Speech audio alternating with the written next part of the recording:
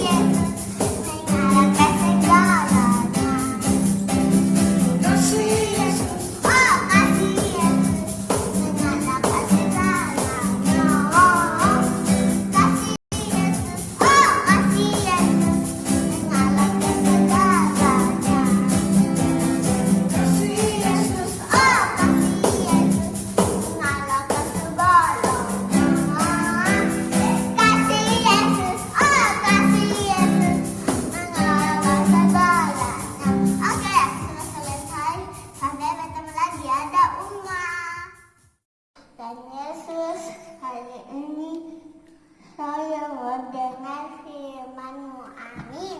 Oke, bisa selesai Uma. Selamat pagi, tetap senyum ya, ada Uma. Bapak Ibu Saudara yang dikasihi Tuhan, bagaimana kabar hari ini? Saya percaya kabar kita luar biasa, sebab Tuhan Yesus kita luar biasa. Amin. Haleluya. Hari ini kita akan belajar dari kebenaran firman Tuhan dalam kitab 1 Raja-Raja pasalnya yang ketiga. Saya ingin kita bersama-sama belajar dari pasal ketiga ini, dan kita akan membaca bersama-sama di dalam ayatnya yang kelima. Kita baca bersama-sama ya. 1 Raja-Raja 3 ayat yang kelima. Di Gibeon itu Tuhan menampakkan diri kepada Salomo dalam mimpi pada waktu malam. Berfirmanlah Allah, mintalah apa yang hendak kuberikan kepadamu. Bapak Ibu Saudara yang dikasihi Tuhan, di sini kita melihat ada sebuah doa yang sangat berkuasa ya. Ada sebuah hal yang membuat sampai Allah turun dari tahtanya di surga, datang kepada Salomo dan memberikan sebuah hal yang sangat indah ya. Bapak Ibu Saudara yang dikasihi Tuhan, pernahkah kita mendapatkan sebuah momen seperti itu?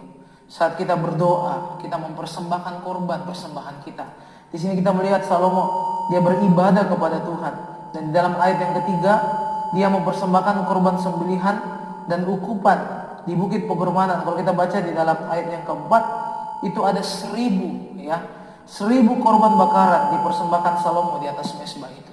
Bapak Ibu Saudara, ini yang menjadi sebuah pertanyaan bagi kita. Mungkinkah karena persembahan yang 1000 ini sehingga Tuhan datang kepada Salomo? Kalau Bapak Ibu Saudara baca di dalam ayat ini, maka sesungguhnya itu bukan yang menjadi alasan dari Tuhan. Tetapi kita melihat apa yang menjadi alasan dari Tuhan semata-mata karena Salomo adalah anak dari Raja Daud. Di sini ya Salomo katakan sebuah pernyataan yang memberikan kita kesadaran dalam setiap doa kita. Kita dengarkan bersama ayat 6. Lalu Salomo berkata, engkaulah yang telah menunjukkan kasih setiamu yang besar kepada hambamu Daud ayahku, sebab ia hidup di hadapanmu dengan setia dan benar dan jujur terhadap engkau, dan engkau telah menjamin kepadanya kasih setia yang besar itu dengan memberikan kepadanya seorang anak yang duduk di tahtanya seperti pada hari ini. Jadi Bapak Ibu Saudara yang dikasihi Tuhan, poin pertama, untuk kita mengalami sebuah kedahsyatan doa, untuk kita mengalami sebuah di mana apa yang kita lakukan itu berkenan di hadapan Tuhan. Tuhan menerima persembahan kita. Dan Tuhan menjawab setiap doa kita. Maka poin pertama, mari kita mau melihat bahwa ini yang harus kita lakukan, yaitu apa? Menyadari siapa diri kita. Saya ulang sekali lagi, menyadari siapa diri kita. Kenapa sampai Salomo mengalami perlakuan yang khusus dari Tuhan? Karena Salomo adalah anak dari Raja Daud. Dan kepada Raja Daud telah dinyatakan bahwa keturunanmu yang akan memerintah Israel dan akan membangun bait Allah bagiku. Jadi ini yang menjadi dasar di mana Salomo bersyukur untuk apa yang telah Tuhan janjikan. Itu Tuhan nyatakan pada waktu di mana ia berdoa saat malam hari itu. Jadi Bapak Ibu Saudara yang dikasih Tuhan, mari dalam setiap kehidupan kita, terkadang kita bingung ya dengan apapun yang sedang kita alami. Terkadang kita berdoa dan kita tidak mendapatkan jawaban. Hari ini kuatkan kepercayaanmu. Kita anak raja. Alkitab dengan jelas berkata ketika hidup kita, hidupmu dan hidupku dipimpin oleh Roh Kudus, maka kita ini menjadi anak-anak Allah. Kita ini anak raja di atas segala raja. Ini yang menjadi dasar bagi kita untuk tetap percaya bahwa masih ada mujizat, untuk tetap berharap bahwa masih ada pemulihan bagi hidup kita. Jangan sampai kita diintimidasi oleh suara-suara iblis.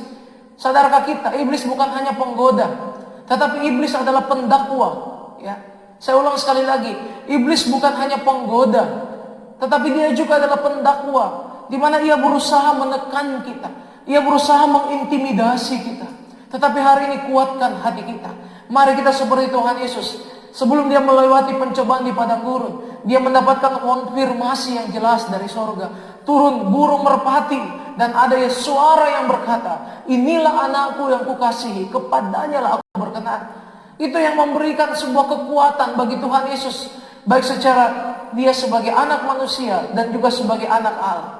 Dia mendapatkan kekuatan yang jelas sehingga ketika iblis datang menggoda dia, iblis datang mendakwa dia, maka dengan jelas ia berkata, ada tertulis. Ya. Jadi ini menjadi sebuah hal yang indah bagi kita. Hidup ini kita harus percaya bahwa Tuhan telah menebus kita dengan darah yang mahal. Kita menjadi anak ketebusannya. Kita menjadi milik kepunyaannya. Dan hari ini apapun yang menjadi tantangan dalam hidup kita, mari berdoa dengan keberanian. Mari berdoa dengan penuh iman. Mujizat masih ada bagi anak-anak Allah yang Dia kasihi. Amin. Haleluya. Yang kedua, kita melihat di dalam ayatnya yang ke-7 ya. Saya bacakan bagi kita. Maka sekarang ya Tuhan Allahku, Engkau yang mengangkat hamba-Mu ini menjadi raja, menggantikan Daud ayahku, sekalipun aku masih sangat muda dan belum berpengalaman. Demikianlah hamba-Mu ini berada di tengah-tengah umat-Mu yang Kau pilih, suatu umat yang besar, yang tidak terhitung dan tidak terkira banyaknya. Bapak Ibu Saudara, yang kedua, hanya dua hal yang kita mau belajar hari ini. Apakah yang membuat doa kita bisa sangat berkuasa? Di sini kita melihat Salomo memiliki kerinduan untuk menjadi pelayan bagi seluruh bangsa Israel. Salomo tidak memiliki kerinduan untuk menjadi penguasa, tetapi Salomo memiliki kerinduan untuk bisa melayani, servant of God. Ini yang penting. Ini yang membuat visi yang jelas itu, sehingga membuat Tuhan bisa memberikan kepadanya hikmat yang luar biasa. Dan bukti nyata ketika Tuhan memberikan 3 pilihan, kekayaan, perlindungan dari musuh, dan hikmat, maka Salomo memilih hikmat. Dan indah sekali Bapak Ibu Saudara, Salomo memilih hikmat, tetapi kedua pilihan yang lain diikut sertakan. Berarti ada pilihan yang kita tidak perlu kejar, itu akan datang sendiri ketika kita bisa memilih pilihan yang terbaik. Amin. Seperti Matius 6 ayat 33, apa? Carilah dahulu kerajaan Allah dan kebenarannya, semuanya akan ditambahkan. Banyak orang mencari yang ditambahkan. Salah Bapak Ibu Saudara. Hari ini kita harus seperti Salomo. Bagaimana caranya supaya kita bisa memilih pilihan yang terbaik? Miliki tujuan yang benar. Apa itu? Salomo tidak mau menjadi penguasa. Salomo tidak mau menjadi orang terkaya. Salomo tidak mau menjadi orang yang terhebat. Tetapi ia mau menjadi pelayan. Dia mau menjadi pelayan bagi masyarakat yang dia pimpin. Yaitu siapa? Israel. Bangsa yang tidak terkira banyaknya. Salomo mau untuk bisa membedakan mana yang baik, mana yang jahat. Dan itu terbukti di dalam ayatnya yang ke-16 sampai ayatnya yang ke-28. Ada masalah yang terjadi. Ada 2 perempuan yang mengaku ini anak yang masih hidup adalah anak dari salah satu dari mereka. Dan Salomo mendapatkan hikmat yang luar biasa dari Tuhan. Bapak Ibu Saudara, bukankah hari-hari ini banyak doa-doa yang tidak dijawab seperti dalam kitab Yakobus? Karena doa itu hanya ingin untuk memuaskan hawa nafsu kita. Hari ini mari kita koreksi hidup kita masing-masing. Sudahkah apa yang kita doakan kelak itu akan memuliakan nama Tuhan?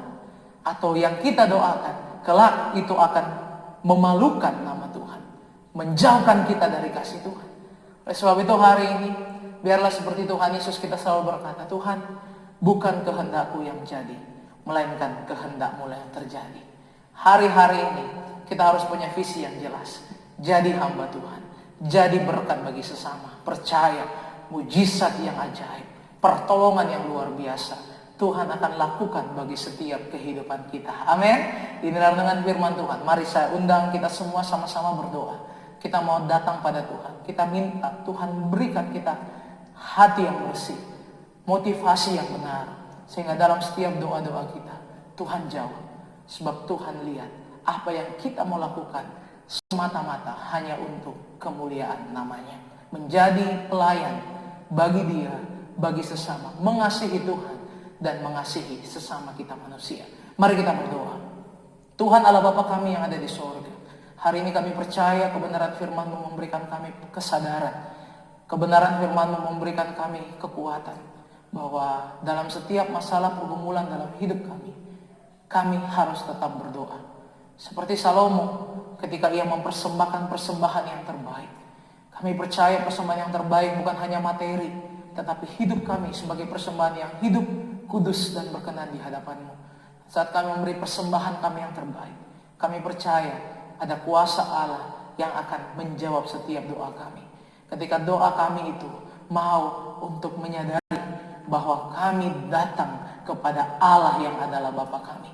Kami datang kepada Allah yang mengasihi kami. Biarlah kuasa intimidasi iblis itu tidak terjadi dalam pikiran kami, di hati kami. Kami mau tetap teguh berpegang pada kami punya Bapa yang mengasihi kami. Sehingga kami datang dengan tanpa sebuah ketakutan, tetapi kami datang dengan sebuah keberanian dan dengan iman untuk percaya bahwa masih ada mujizat bagi kami. Dan hari ini kami juga belajar bahwa hidup kami dalam setiap melakukan segala sesuatu, memohonkan segala sesuatu, biarlah tujuan kami untuk memuliakan Tuhan, untuk melayani sesama. Sehingga kami percaya apa yang kami minta Tuhan akan lakukan, bahkan jauh lebih dari apa yang kami minta. Itu yang Tuhan akan kerjakan dalam hidup kami. Kuatkan yang lemah ya Allah, sembuhkanlah yang sakit, bebaskan yang terikat. Hari ini kami terima pemulihan, hari ini kami terima mujizat, hari ini kami terima berkat-berkat Tuhan. Kami melangkah dengan iman. Doa orang benar bila dengan yakin didoakan, sangat besar kuasanya. Dalam nama Tuhan Yesus kami sudah berdoa. Haleluya. Amin. Semangat menjalani hari-hari ini, Bapak Ibu Saudara. Percaya ada kuasa pemulihan, pertolongan, kesembuhan yang Tuhan